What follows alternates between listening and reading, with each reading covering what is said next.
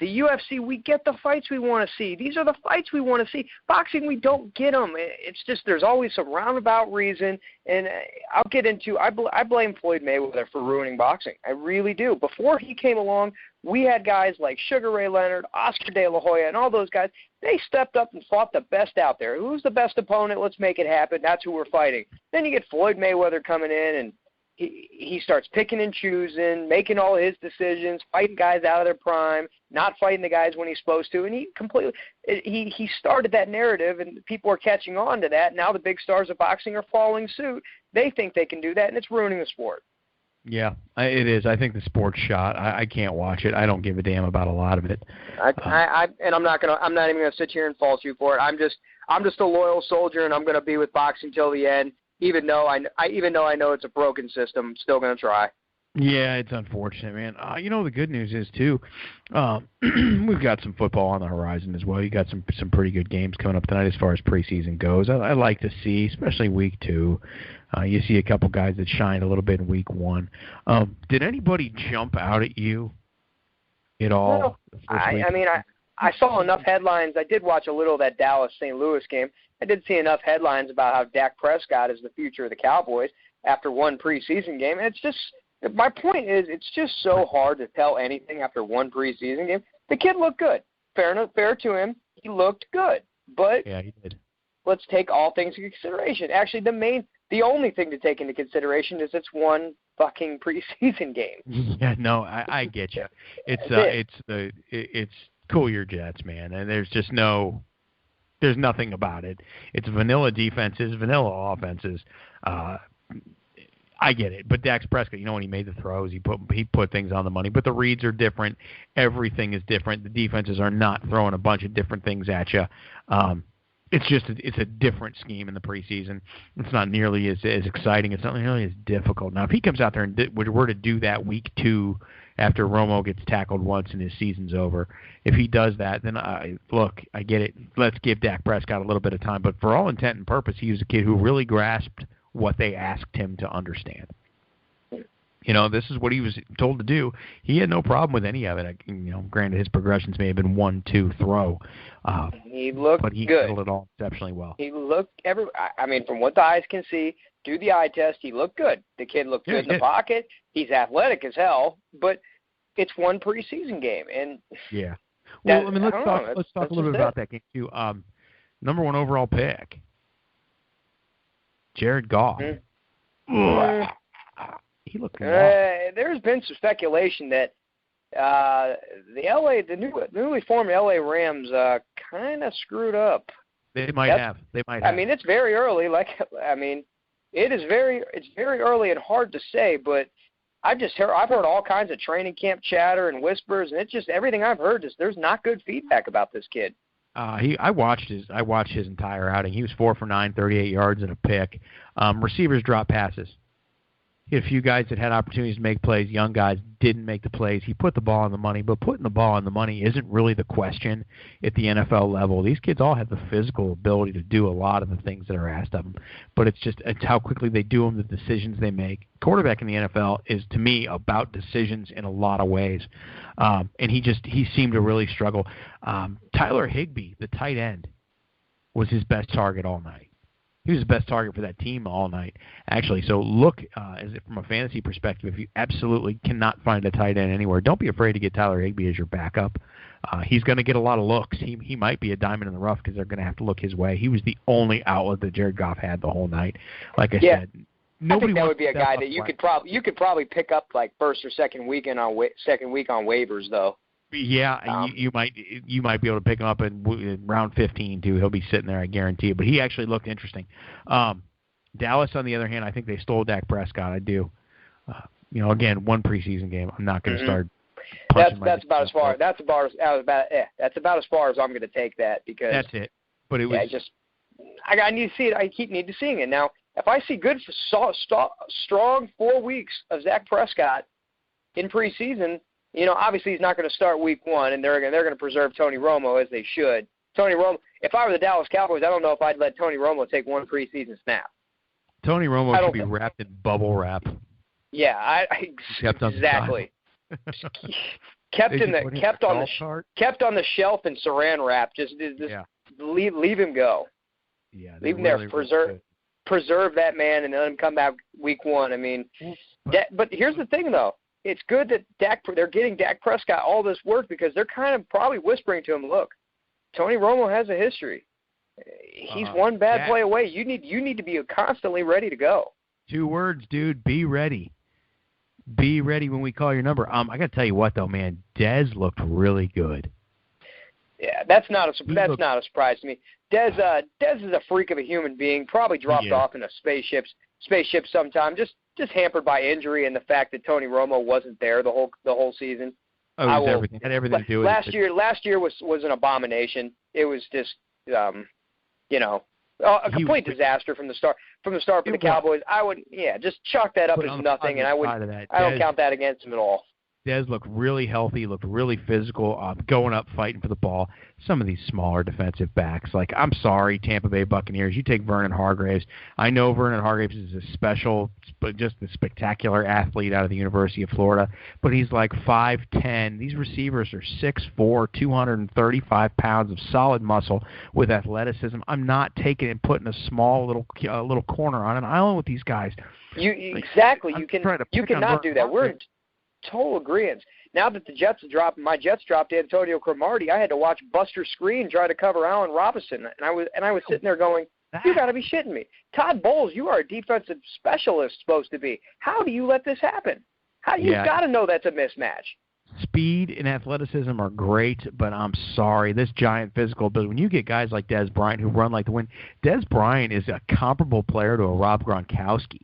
He's just too damn difficult to guard one-on-one. And if you're little, you're not putting a cornerback on Rob Gronkowski. You're not doing See, there's a reason these receivers are selected so high in fantasy drafts because they're guaranteed stats as long as they stay healthy, because with these new rules in the NFL that really doesn't allow these corners and safeties to get that physical with these wide receivers, it's just too impossible to cover these guys. Yeah, it is. One-on-one. It is. So to take these little corners, I don't give a shit how good Vernon Hargreaves was at the University of Florida against, by the way, teams that aren't any good. I don't give a shit, this SEC talk, whatever. By and large, most college players don't get drafted.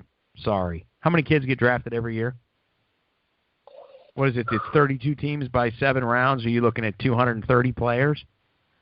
And then you get another 100 undrafted free agents, so 330 players out of, you got 90-man rosters on college teams, right, by 120 teams out of 11,000 players.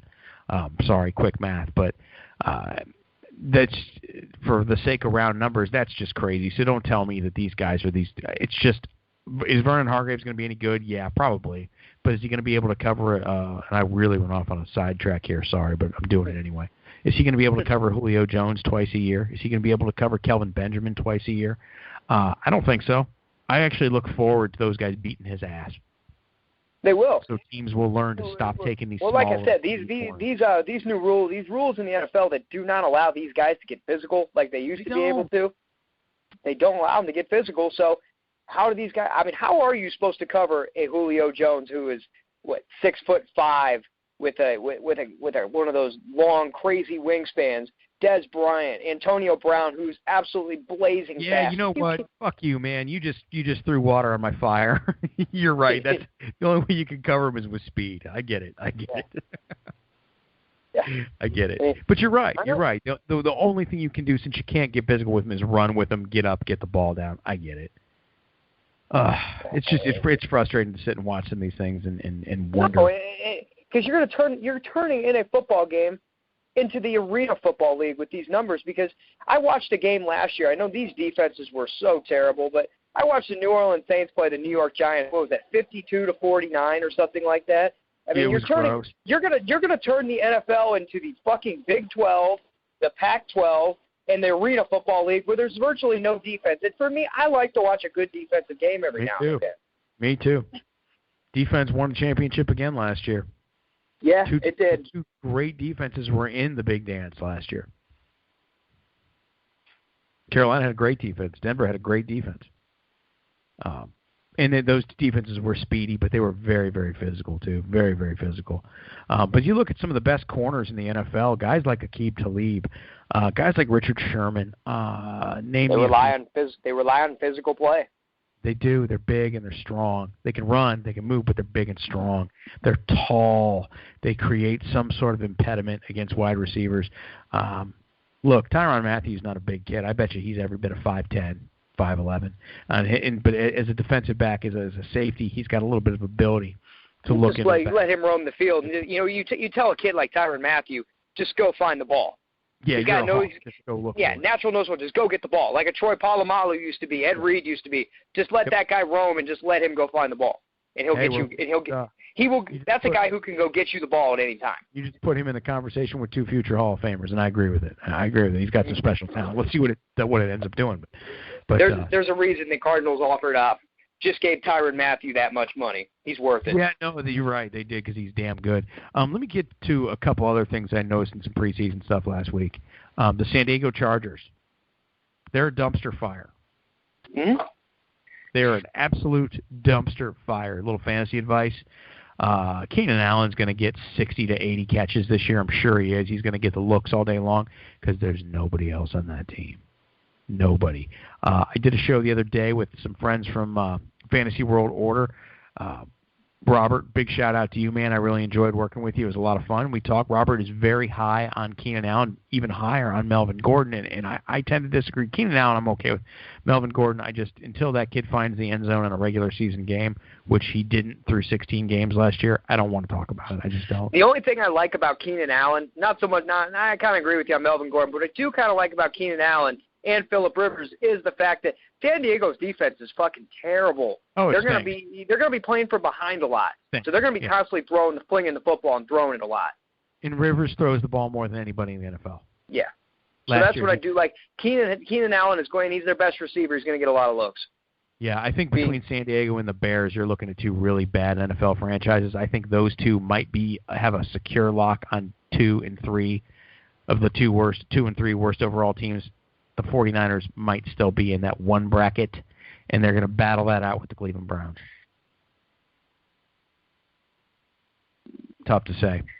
Yeah, it is tough. It is tough to say, but don't forget the Lions. The Detroit Lions look on paper like they're going to be pretty awful this year too. They do look shitty, but I'll tell you what, man. Last year, that team, the second half of the season, rallied around Jim Caldwell and won some football games. Yeah, they can rally around Jim Caldwell now. A big loss this year going with Megatron not coming back to him. That's going to hurt. It changes everything. It really does. You take a talent like that off the field, it changes everything. And I don't know if the Golden Tate Warriors are going to be enough. No, they're not. I think Golden Tate wasn't meant to play the lead role, and I think we're going to find that out this year. I think he's a great sidekick, but I don't think sporting actor, if you will, but I don't think he's meant to play that lead role. We're going to find out. Speaking of role players, one of the teams that I love to constantly, year in and year out, talk them out of the cellar, and then year in and year out be way wrong, the Tennessee Titans. Once again, man, there's reason for excitement. I love Marcus Mariota. I think this kid's exciting. I think he's explosive. But now all of a sudden with the big kid, what's his name? Derrick Henry, Heisman Trophy winner out of Alabama. That kid's a monster. And I watched him run with NFL players the other night. And for a big guy, he's a north and south guy, but he can break. He can move laterally. He cuts and gets back to north and south. For a big dude, he really, really moves well, and you can see it against other NFL players on the field. He looks really interesting, like video game interesting. I know I might be biased. Throw him a block, he's scoring. I think you're right. I think they will be a little bit better this year. I do like that combo, Derrick Henry and DeMarco Murray, even in the backfield. I think it's a damn good combo. I think it is a good combo, but actually I'm looking at another team in that division I think will be much improved this year. I know I may be biased because they looked very good against my New York Jets the other week. That defense, Mr. Bowles, we might need to address a couple things, but it's not really looking that great right now. But you know, like I said, early preseason. But anyway, the Jacksonville Jaguar, that Allen Robinson is an absolute stud. He's a stud. That wide receiver that they have. T.J. Yeldon looks good, and that defense looks like it is much improved from last year. I think that is a team that's going to surprise some people this year. You know what? I don't think they're going to surprise people because I think everybody is looking for it. But I agree with you. They're definitely they're on the up. Yeah, but are really people thinking they're going to contend for that division? Because I don't see how they can't contend for that division the way it's set up right now.